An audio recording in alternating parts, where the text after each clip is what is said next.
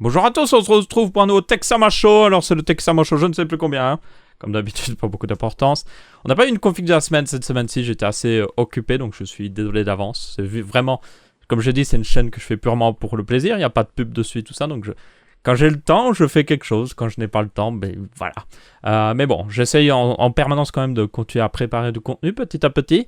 Du coup, il y a des trucs qui sortiront de temps en temps, donc ne vous inquiétez pas. Vous êtes sûr de ne pas les manquer, activez tout simplement la cloche dans les abonnements, comme ça vous serez sûr. Alors, on va commencer tout de suite avec la première news, avec un écran, oui, un joli petit écran qui est certainement la Rolls-Royce des écrans gaming. Je pense pas qu'il y ait vraiment quelque chose de mieux, même si il coûte très cher, $2000. Oui, $2000. Alors vous allez me dire, qu'est-ce qu'il fait? Il fait le café ou quoi? Genre il y a du café qui ressort par là, ou il y a un truc comme ça? Non. Par contre, c'est un écran, alors tenez-vous bien, 4K, 144 Hz, HDR, G-Sync, et il utilise Quantum Dot en plus, qui est une technologie qui a été introduite sur les TV, qui permet d'avoir un bien meilleur taux de contraste. Le Quantum Dot, c'est un petit peu une sorte d'alternative aux écrans OLED, parce que les écrans OLED sont encore un peu expérimentaux, et alors autant ils passent bien sur une TV, ça marche nickel, autant sur des écrans d'ordinateur, il y aura un problème de burn-in, parce que les écrans d'ordinateur, vous avez par exemple la barre des tâches Windows, ben, elle reste toujours au même endroit, et les écrans OLED, en fait, si quelque chose reste trop longtemps au même endroit, ça peut rester, on va dire, inscrit dans l'écran. Surtout en plus qu'il ne supporte pas très bien de rester allumé trop longtemps, ce qui n'est pas forcément le cas d'un téléphone par exemple, parce que le téléphone on éteint souvent l'écran puis on le rallume, donc il y a beaucoup de changements. Donc c'est pour ça aussi que le OLED a du mal à venir sur écran gaming ou même sur des écrans d'ordinateur, ce qui est dommage parce que le OLED est vraiment fait pour ça. Il a un temps de réponse très bas, on peut atteindre des taux de rafraîchissement énormes avec l'OLED. L'OLED est vraiment, s'il n'y avait pas les désavantages que j'ai dit avant, ce serait la technologie parfaite. Ça coûte aussi cher, il faut le dire aussi. Mais bon, le Quantum Dot permet d'avoir quand même pas mal des avantages de l'OLED, sauf le taux de rafraîchissement. Enfin, le taux de rafraîchissement, il y a moyen et tout ça, mais l'OLED est quand même mieux pour ça. Mais quand même, ils ont réussi à faire un écran 4K 144 Hz HDR. Donc HDR, c'est une nouvelle norme qui est en train d'arriver en ce moment. C'est pas... Alors, autant quand ils ont poussé la 3D, les gens étaient là en mode... on s'en fiche. Ils ont poussé la 4K. Encore la 4K, il y a un petit intérêt, mais sans plus. Autant je trouve que l'HDR a beaucoup plus d'intérêt que toutes les autres technologies à côté. Pourquoi? Parce que l'HDR, c'est le High Dynamic Range, ce qui permet d'avoir un taux de contraste énorme, très proche de la réalité au final. Bon, dans la réalité, vous avez un taux de contraste parfait, évidemment, mais ça vous permet d'avoir vraiment, au final, une qualité d'image tellement bien contrastée. Juste vraiment, quand vous voyez un endroit noir dans un film, c'est vraiment du noir, ce n'est pas... Oh, c'est du gris très foncé, on sent... Vous le savez, quand vous allumez un écran, vous savez qu'il est allumé. Vous le voyez, on voit le rétroéclairage derrière. Avec ce genre de technologie, qui forcément requiert du Quantum Dot ou de l'OLED, on peut justement avoir un taux de contraste parfait, tout ça, et une qualité d'image exceptionnelle.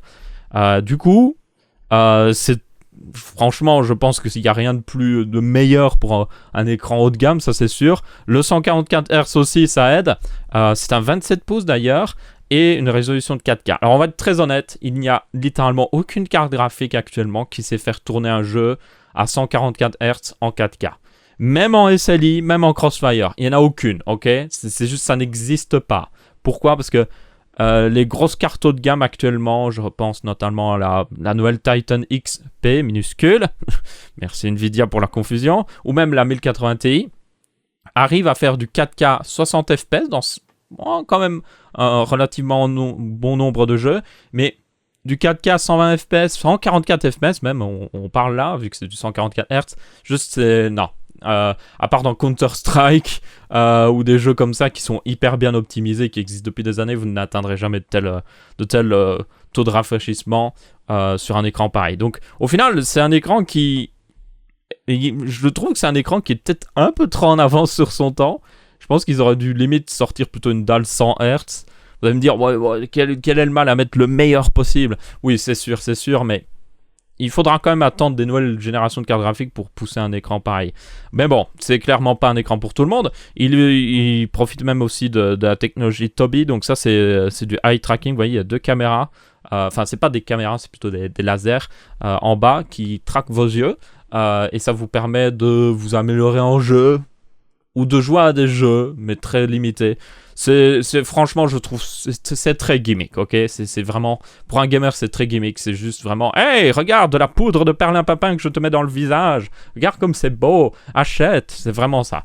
Le seul intérêt d'une telle technologie, je pense que c'est pour un joueur professionnel, vraiment. Il y a un intérêt. Ou pour des scientifiques, tout simplement, qui veulent étudier les comportements dans les jeux vidéo, ce genre de choses. Si vous passez en dehors de ce cadre-là, ça sert à rien. Donc ça augmente le prix d'ailleurs de l'écran, ce qui est un peu stupide quand on y pense. Il a une petite protection, c'est pour s'il y a des reflets qui viennent sur le côté pour que votre écran soit vraiment nickel. Comme ça vous avez la meilleure image possible. Donc comme j'ai dit, c'est du Quantum Dot. Pour information, c'est comme les TV Sony, et l'écran profite de 384 zones de backlight. Donc le backlight, c'est des LED qui sont derrière votre écran qui envoient de la lumière à travers les cristaux LCD pour afficher des couleurs, pour afficher l'image. Donc sans backlight, votre écran, vous ne verriez rien, ok? Vous ne verriez rien. Donc le backlight, le problème, c'est que quand vous avez une couleur noire, donc se dire pas de couleur, on le voit quand même. C'est ça que vous voyez, un écran un peu gris. Donc là, avec 384 zones, c'est-à-dire que en gros, ils peuvent désactiver les zones où il y a du noir, vraiment. Si le haut de l'écran, il y a une ombre qui est très noire, mais ils peuvent désactiver le backlight pour cette zone-là, pour vraiment que ce soit du noir. Donc c'est un petit peu comme j'ai dit, pour en arriver au même résultat que l'OLED, parce que l'OLED, là, il n'y a plus de backlight, c'est chaque LED, enfin chaque pixel, voilà plutôt, fait sa propre lumière lui-même, donc il peut s'éteindre lui-même, mais là, bon, on n'en est pas à ce niveau-là, parce que 384 zones, c'est bien, mais c'est loin un écran LED, même 1920 par 1080p, vous faites une multiplication de ces 2 pixels, ces 2 nombres de pixels, et ça vous donne le nombre de zones techniquement désactivables. Donc on en est encore loin, mais c'est, je trouve, assez suffisant. C'est un bon compromis entre l'OLED et les écrans actuels LCD qui utilisent des LED normales comme pour le rétroéclairage. C'est un bon compromis, mais c'est clair que ça reste un compromis. Mais bon, un écran très haut de gamme que je n'achèterai jamais, que je pense que personne qui regarde cette vidéo n'achètera jamais, mais c'est quand même cool à voir. C'est quand même cool à voir. C'est comme regarder une Ferrari, ok? C'est bien, mais on sait très bien qu'on ne pourra jamais s'en acheter une. Donc voilà, merci Acer pour nous faire rêver. Alors, la Switch... non, c'est pas la Switch. La Nintendo 2DS XL a été annoncée, oui. Donc, c'est une nouvelle version de la Nintendo 2DS qui ne remplace pas la 2DS actuelle, si je ne m'abuse. Et du coup, en réalité, le meilleur moyen de la résumer, c'est 3DS XL, comme j'ai ici présente d'ailleurs, en version un peu plus cheap. Donc, il n'y a pas la 3D, et il y a certaines choses qui sont un peu différentes. Notamment, je pense par exemple au niveau de l'arrière, vous avez plutôt les caméras à l'arrière de l'écran, enfin à l'arrière ici. Alors, par exemple, sur celle-là, vous avez les caméras à l'arrière de l'écran qui se détachent. Alors que là, c'est plutôt à l'arrière ici. Donc c'est vraiment, on sent qu'ils ont fait le maximum pour économiser un petit peu, parce que du coup, comme les caméras sont un petit peu plus loin, peut-être ça utilise moins, c'est moins complexe à manufacturer, ce genre de choses. C'est vraiment le plus cheap possible, avec une finition un peu plus, avec un bord, vous voyez, renforcé. Je pense que c'est comme c'est fait pour souvent les enfants, la 2DS, c'est fait pour être un peu plus résistant, et des boutons de couleur. Au final, il y a des gens qui préfèrent la 3DS XL. Je préfère la 3DS XL quand même, mais une chose est sûre, c'est je vais faire mon petit... voilà. Alors déjà, je vais le dire directement, elle est annoncée à $149, et c'est justement mon problème avec moi. 150 $, ils disent ici, mais c'est 149 qu'ils avaient dit dans la vidéo. Il y a une vidéo de présentation quelque part sur la chaîne Nintendo. Mon problème avec moi, c'est... Je vais le dire directement. J'aime bien Nintendo. Ma première console, c'était Nintendo. Je tiens à le dire. J'ai grandi avec Nintendo. Mais cette 2DS XL, au niveau du prix, c'est du foutage de gueule. Pour moi, elle devrait être à 99$ comme la 2DS normale. Pourquoi? Parce que vous pourriez vous dire, ah mais c'est une bonne console, Aurélien, qu'est-ce que tu dis? Vous savez le matériel qu'il y a dans une 2DS, même d'une 3DS, même la nouvelle 3DS, il y a des puces, je déconne pas, qui datent d'une dizaine d'années limite. Évidemment, elles sont gravées avec des finesses de gravure plus récentes et tout ça, mais au final, ils mettent des vieux stocks de vieux processeurs qu'ils trouvent en Chine pour faire des consoles de jeux. Les écrans, ils sont même pas mieux protégés, c'est juste des écrans en plastoc qui se griffent mais hyper vite, surtout si vous avez des enfants. Hein, moi, je me souviens, j'avais une ancienne DS. L'écran était griffé au bout de quelques mois. Hein, parce que tu jouais à Cooking Mama, ben ouais, voilà, tu vas griffer ton écran. Et pour moi, c'est vraiment ça le problème. C'est des vieilles technologies. Vraiment, on se croirait pas en 2017 hein, quand on regarde les spécifications techniques d'une telle console. Mise pour faire la console la plus cheap possible, mais qui vendent toujours avec une énorme marge. 149$, ils se font une marge de malade, hein, vous vous rendez pas compte. Ça ne coûte largement pas ça à produire, et c'est vraiment ça mon problème avec Nintendo, c'est... Faites quelque chose de bien. Je comprends pas. Alors la carte SD aussi est d'ailleurs plus accessible, c'est vraiment fait pour que les enfants puissent accéder plus facilement et tout ça. Mais bon, c'est vraiment... Je fais mon petit coup de gueule à Nintendo, mais c'est vraiment Nintendo, sors les doigts de ton cul, voilà, je le dis directement, et fais quelque chose, parce que cette compagnie est en train de couler petit à petit, alors qu'ils ont tout en main pour faire des trucs formidables. Et ça me met en rogne, moi, ça me met vraiment en rogne. Ça me fait penser un peu des fois à Microsoft qui a des trucs bien et puis qui font de la merde à côté. C'est vraiment ça. Bougez-vous un peu et sortez une vraie console de 2017. Même la Nintendo Switch, au final, il y a des trucs dedans qui font penser à des vieilles consoles. Même l'écran de la Switch, d'ailleurs, est cheap et en plastique et n'est même pas avec du Gorilla Glass.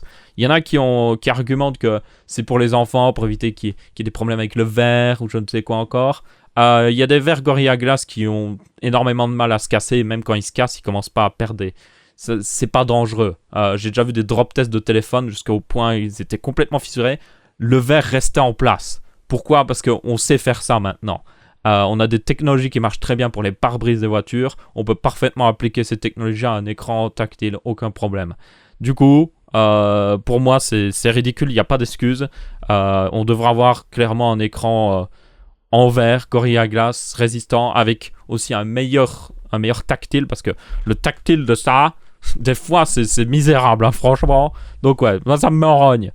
Donc ouais, s'il avait sorti à 90$, j'aurais dit encore, ouais, ok, ça va. Mais là, juste 149$, c'est, je sais pas, c'est du foutage de gueule pour moi. Parce que de toute manière, la 3DS et tout ça ont toujours été un peu du foutage de gueule pour moi. Bref. Donc, vous devez le savoir, Donald Trump a gagné les élections aux États-Unis.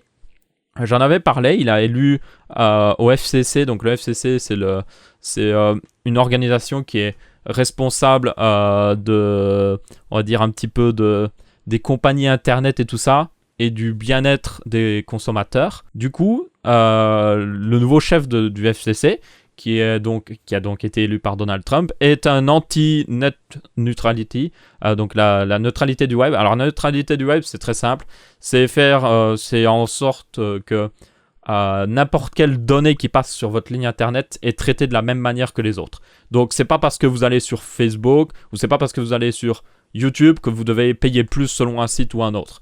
On garde tout est neutre, et aussi votre opérateur fait en sorte qu'il ne bride pas YouTube parce que YouTube utilise beaucoup de bandes passantes, mais à côté de ça autorise des vidéos Facebook. Ça ne respecte pas la neutralité du web, parce que les données Facebook sont mises en avant par rapport à celles de YouTube, donc ça ne respecte pas du tout la neutralité du web. Donc là, nous, on a des lois en Europe qui protègent ça. D'ailleurs, si votre opérateur fait ça, c'est illégal techniquement. Et du coup, cette personne-là, qui a été élue à la tête du FCC, a commencé à faire en sorte de foutre en l'air la neutralité du web aux États-Unis, qui avait été votée en 2015, je crois, par l'ancien chef du FCC. Et du coup, c'est une très mauvaise chose. C'est vraiment une très mauvaise chose. Ça pourrait mener à des... Je pense le meilleur moyen de vous comparer, c'est comme si vous avez un abonnement pour l'électricité. Ok. Alors, je ne vais pas parler de la consommation d'électricité, je vais plutôt parler de l'électricité selon les appareils. Mais c'est comme si vous payez plus cher selon l'électricité que vous consommez, selon l'appareil. Donc imaginez, vous avez une télé qui consomme, allez, j'invente, 200 watts, et vous avez un autre appareil qui consomme 200 watts à côté, donc qui consomme la même chose, mais selon l'opérateur d'électricité, ils sont en mode, ah non, ça c'est une TV, ça coûte plus cher, tu vois, et ils vous chargent plus pour ça. Et du coup, vous imaginez, ça pose énormément de problèmes. Je vous ai aussi donné l'exemple avant, c'est on bride YouTube, on laisse passer Facebook. Ça pose énormément de problèmes aussi pour des nouvelles compagnies. Imaginez un nouveau site qui apparaît. Ok, il vient. Imaginez Netflix, même quand c'est arrivé, ils ont eu le même problème. Il n'y avait pas la neutralité du web qui était respectée aux États-Unis à ce moment-là. Ils ont énormément de problèmes de bridage des opérateurs. Pourquoi ? Parce que les opérateurs, eux, avaient un service TV et Netflix était un concurrent. Du coup, ils bridaient Netflix pour que les gens se disent « Ah, Netflix, c'est de la merde, c'est lent. Bah, je vais prendre le truc Comcast ou Verizon ou je ne sais quoi encore comme opérateur. » Donc, il y a énormément de problèmes. C'est quelque chose qui ne doit clairement pas être enlevé. Alors, vous allez me dire « Mais qu'est-ce qu'on peut faire, Aurélien ?» Évidemment, c'est aux États-Unis, on peut rien faire. Mais par contre, je tiens à en parler parce que s'il y a quelque chose qui revient comme ça encore en France ou en Europe, parce que souvent, hein, on le sait souvent, on a tendance à prendre exemple sur les Américains, si quelque chose revient comme ça, je vous en parlerai s'il y a moyen d'agir, signer une pétition, même contacter des représentants pour leur dire non, on ne veut pas de ça, on ne veut pas que la neutralité du web soit abolie. On veut que ça reste neutre et que nos données soient traitées de la même manière, peu importe de quel site elles viennent ou de d'où elles vont, et qu'on veut tout simplement qu'on n'ait pas besoin de payer plus parce qu'on utilise YouTube ce mois-ci, comparé à un autre site qui aura utilisé autant de données. Donc voilà, je tenais juste à en parler parce que c'est assez important. Donc ouais. Donc mes amis américains, je vous plains vraiment. Il y a aussi ça, et je fais un petit parallèle vite fait, mais apparemment Trump veut aussi, il va pratiquement démanteler tout l'office qui est responsable du respect de l'environnement. Donc il y a vraiment des choses pas très bien en ce moment qui se passent aux États-Unis, que ce soit pour la Terre ou même pour le web. Enfin bref, moins de news déprimante. Acer, alors il y avait une conférence Acer, c'est pour ça, il y avait une sorte de salon Acer, c'est pour ça qu'il y a beaucoup de news Acer. Ils ont présenté beaucoup de produits, ils ont présenté un nouveau Predator, donc ça c'est le Triton 700. Non, ce n'est pas un casque, ok ? On pourrait croire, mais c'est un portable Ultrabook, donc très fin comme vous pouvez voir, qui est équipé, tenez-vous bien, alors actuellement dans le modèle de test, d'une GTX 1080 dans ce portable, oui. Et comme vous pouvez voir, il a une disposition très particulière. Le trackpad est en fait là-haut, juste en dessous de l'écran, et le clavier est très rapproché. Alors comme l'ordi n'est pas très haut, ça va apparemment pour l'utilisation du clavier, no problemo. Mais par contre le trackpad, évidemment, ça perturbe un peu. Mais c'est clairement un PC qui est fait pour le jeu. Donc, ma foi, ouais, Alors, pourquoi ils ont fait ça ? Parce que tout simplement, le trackpad prend moins de place qu'un clavier. Du coup, ils peuvent mettre plus de refroidissement à cet endroit-là, ce qui est assez intelligent en fait. Hein. Je critique pas du tout le choix, c'est même ce qui doit être fait. Et du coup, on le voit pas. Il y a une vidéo de Linus Tech Tips où vous pouvez voir un peu l'intérieur du PC portable. Mais grâce à ça, ils peuvent mettre vraiment une GTX 1080. Alors, c'est pas véritablement une véritable GTX 1080. Et d'ailleurs, le portable est vendu $3000. Oui, $3000. Vous achetez un écran à $2000 avec 144 Hz 4K HDR, ça va être nickel, moi je vous le dis. Mais du coup, oui, comme j'ai dit, c'est pas une 1080 full, c'est une 1080 Max Q qu'il appelle apparemment. C'est Videocars qui nous dit ça. Alors en gros, c'est une 1080 c'est une 1080, mais avec une fréquence inférieure. Et à mon avis, certainement triés sur le volet. À mon avis, ils prennent les meilleures puces qui consomment le moins. Pourquoi ? Pour tout simplement atteindre une consommation bien moindre. Donc là, au niveau performance, vous voyez que la GTX 1080 est largement au-dessus de la GTX 1080 Max Q, qui est une version, donc comme je l'ai dit, un peu basse fréquence. Je tiens à préciser que c'est un processeur de PC fixe au-dessus, hein, donc il y a forcément une différence rien qu'à cause de ça. Hein. Et du coup, mais par contre, si on regarde, la GTX 1080 mobile, elle consomme 165 watts, ce qui est énorme. Pour un ordinateur portable, c'est énorme. Il vous faut bien souvent un assez gros ordinateur portable pour refroidir ça. Par contre, la Max-Q sera à 110 watts. Mais, vous avez dû le voir, elle est un petit peu au-dessus d'une GTX 1070 d'ordinateur portable, encore une fois. Pourtant, la GTX 1070 consomme 120 watts. Donc, elle consommerait moins pour des performances supérieures. Donc, c'est plutôt cool pour ceux qui sont intéressés. Et ils auraient aussi apparemment une GTX 1070 Max-Q, encore une fois, avec une fréquence inférieure. Donc, c'est bien, mais à côté de ça... premièrement, ça porte à confusion. Genre, vous allez voir des portables avec une GTX 1080 Max-Q. Tu dis Max-Q, ça, elle est mieux. C'est Max. Hein, non? Non, en fait, Max-Q, c'est parce que tu l'as dans le cul, en fait. C'est tout simplement ça. Pourquoi? Parce qu'ils réduisent la fréquence. Donc, en fait, tu payes... À mon avis, elle coûtera aussi cher, même plus cher, je sais même pas. Pour des performances moindres. Oui, elle consomme moins, oui, elle chauffe moins et tout ça, mais... c'est... Je sais pas, c'est un petit peu... Encore une fois, ça porte à confusion tout ça. C'est bien, mais ça porte à confusion et c'est ça le problème, je trouve, encore une fois, avec Nvidia qui devrait juste peut-être, je sais pas moi, faire une GTX 1080S pour peut-être slim. Vous voyez, au moins S, ça, quand on voit S, alors vous allez me dire, les iPhones, il y a toujours S et tout ça. Mais non, moi je parle plutôt S, c'est plutôt, ça me fait penser aux consoles qui sont un peu plus slim et tout ça. Ou alors il pourrait tout simplement l'appeler GTX 1080M pour dire que c'est une version mobile, mais ça a une connotation négative qu'ils veulent peut-être éviter. Donc je sais pas trop ce qu'ils pourraient faire, mais Max-Q c'est certainement le pire nom possible, quoi qu'il arrive. Et ce qu'ils pourraient faire encore pire, c'est même pas les différencier entre elles et juste dire oui, c'est une GTX 1080. Et tu seras ok. Il y a quand même une précision à faire, c'est que la GTX, les GTX 1080 et 1070 déjà n'étaient pas égales sur tous les portables. Je vais le dire directement. Pourquoi? Parce que certains constructeurs de portables, les constructeurs de portables avaient le droit de soit les overclocker ou soit les downclocker selon les contraintes de refroidissement qu'ils ont. Donc il y avait déjà des différences, ok. Mais là ça va encore plus foutre le foutoir. Donc je sais pas quoi en penser. Franchement, je sais pas quoi en penser, mais ça a permis l'existence de ce portable, ma foi, qui a une GTX 1080 d'une puissance d'une 1070. Donc, vous en pensez ce que vous voulez, moi je ne sais pas trop. Dans tous les cas, dernière petite news un petit peu marrante. Enfin, marrante, mais pas marrante. Alors... Il y a un bateau d'espionnage russe, ou plutôt de reconnaissance, vous l'appelez comme vous voulez, qui est rentré en collision avec un bateau de transport de moutons, oui. Et le bateau russe a coulé. Et le bateau de moutons s'en est sorti.